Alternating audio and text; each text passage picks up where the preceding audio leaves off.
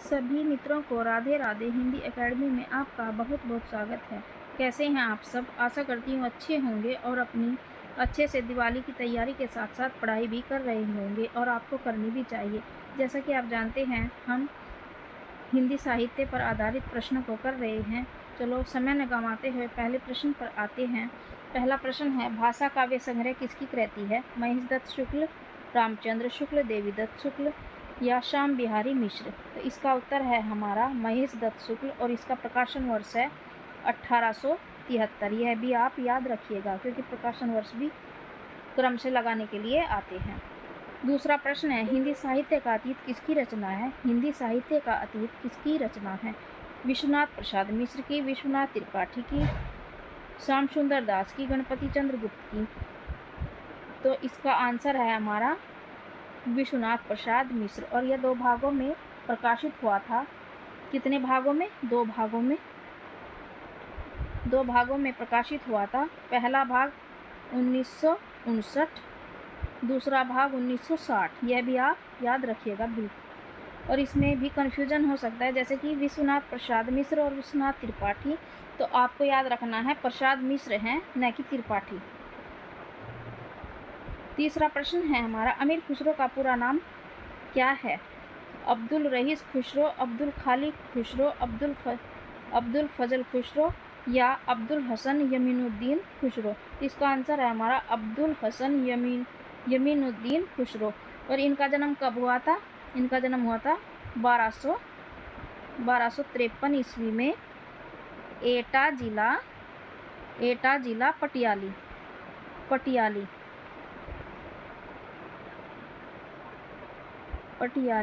चौथा प्रश्न है हमारा, हिंदी भाषा का उद्गम और विकास के लेखक हैं?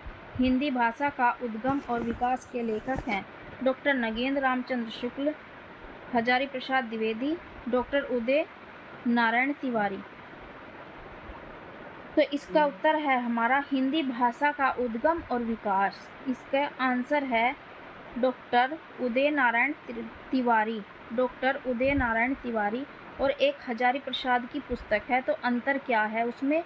हिंदी भाषा का उद्भव और विकास, और जो उदय नारायण तिवारी का जो ग्रंथ है उसका है उद्गम और उद्भव में ही अंतर है। तो आप इसको भी, बहुत ही माइनर सा अंतर है, आप इसको भी याद रखिएगा। हिंदी गद्य के उद्भव काल में संस्कृत निष्ठ हिंदी पक्ष किसने लिया था? हिंदी गद्य के उद्भव काल में, यानी कि जब हिंदी गद्य का उद्भव हो रहा था, तो जो संस्कृत निष्ठ हिंदी थी उसका पक्ष किसने लिया था? शिव प्रसाद सितारे हिंद ने, ईश्वर चंद्र विद्यासागर ने, गंगा प्रसाद शुक्ल ने, राजा लक्ष्मण सिंह ने? तो हिंदी गद्य के उद्भव काल में संस्कृत निष्ठ हिंदी का पक्ष राजा लक्ष्मण सिंह ने लिया था। और राजा शिव प्रसाद सितारे हिंद ने हिंदी के साथ साथ अरबी फारसी भाषा का भी पक्ष लिया था, लेकिन बाद में आते आते ये भी संस्कृत निष्ठ भाषा को ही महत्व देने लगे थे।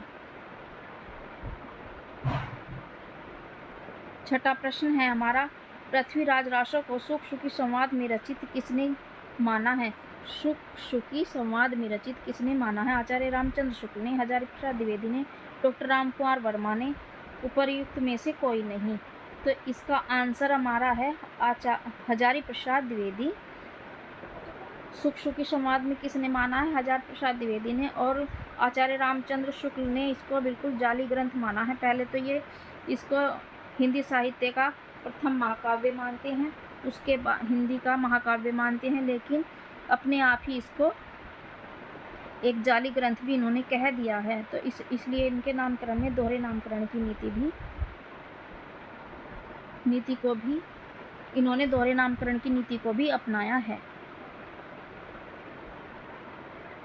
और जो आचार्य रामचंद्र शुक्ल मान लेते हैं वही डॉक्टर रामकुमार वर्मा भी मानते हैं, क्योंकि ये इनके ही पीछे पीछे अधिकतर जो इनका पक्ष होगा वही डॉक्टर रामकुमार वर्मा का भी पक्ष आपको दिखाई देगा। 7वां प्रश्न है, पृथ्वीराज रासो के लघुत्तम रूपांतरण में कुल कितने छंद हैं? पृथ्वीराज रासो के लघुत्तर रूपांतरण में कुल कितने छंद हैं? 3500 छंद हैं, 1300 छंद हैं या 7000 छंद हैं।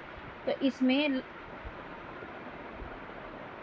जो लघुत्तम रूपांतरण है इसमें 1300 छंद हैं और दशरथ सिंह ओझा ने इसको ही मूल रूप से पृथ्वीराज रासो का हिस्सा माना है। इन्होंने इसको दशरथ ओझा ने इसके पृथ्वीराज रासो के 4 रूपांतरण निकले हैं, जिनमें से सबसे लघुत्तम रूपांतरण में 1300 छंद हैं और जो मध्यम है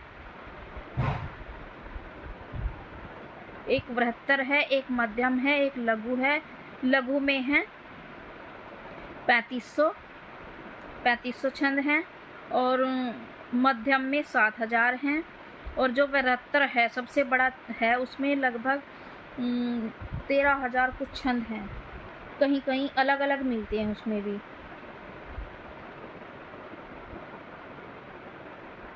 और इसमें 69 सर्ग हैं। कितने हैं सभी को पता है, 69 समय, सर्ग नहीं समय कहा है इन्होंने।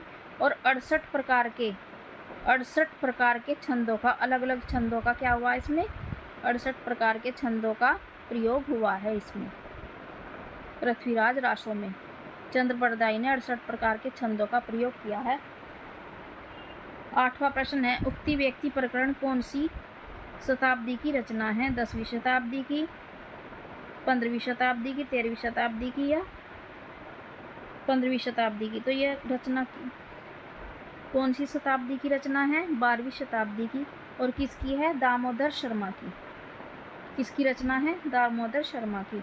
9वां प्रश्न है, बनारस की संस्कृति पर आधारित कौन सा ग्रंथ लिखा गया है? बनारस की संस्कृति पर आधारित कौन सा ग्रंथ लिखा गया है? उक्ति व्यक्ति प्रकरण, वर्ण रत्नाकर,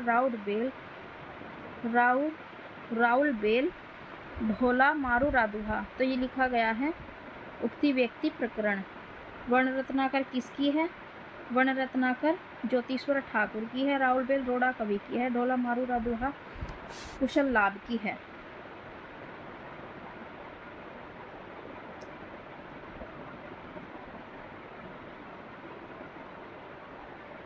नौवां प्रश्न है, जय मयंक जस चंद्रिका किसकी रचना है?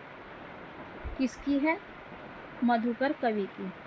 इसका डायरेक्ट ही आंसर करते हैं, मधुकर कवि की। 10वां प्रश्न है, विशाल हृदय के सूफी अमीर खुसरो शीर्षक से अमीर खुसरो की रचनाओं को किसने प्रकाशित करवाया? मोस्ट इम्पोर्टेंट क्वेश्चन है, आप इसको नोट भी कर सकते हैं।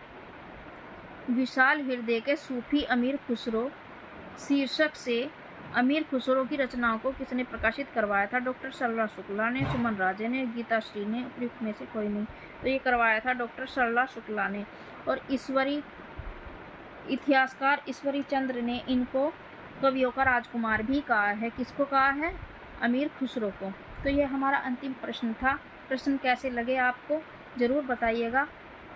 और जो चैनल पर नए हों चैनल को लाइक करें, शेयर करें और सब्सक्राइब भी ज़रूर कर लें। देखने के लिए सभी मित्रों का बहुत बहुत धन्यवाद।